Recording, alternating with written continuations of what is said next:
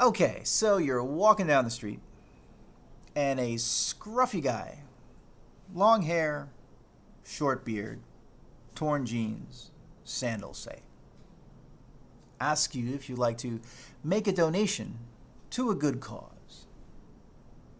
Is your inclination to move closer or to move away from him? For most people, you're likely going to move away from him. 20 meters down the road, you see a very professionally well-dressed woman who happens to be dressed a lot like you.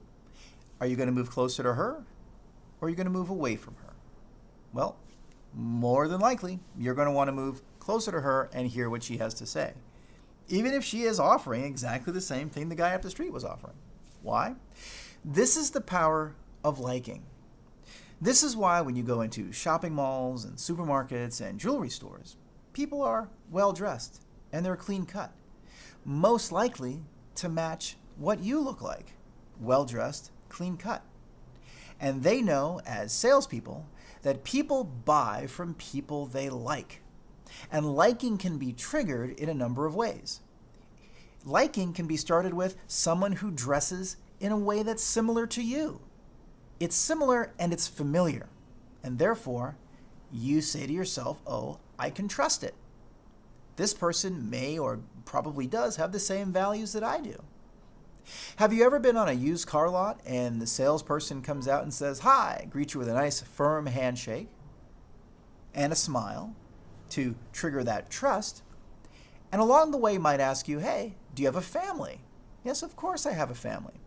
Well, that's funny. I have a family too. How many kids do you have? Well, I've got 2. Well, I have 2. Mine is a boy and a girl.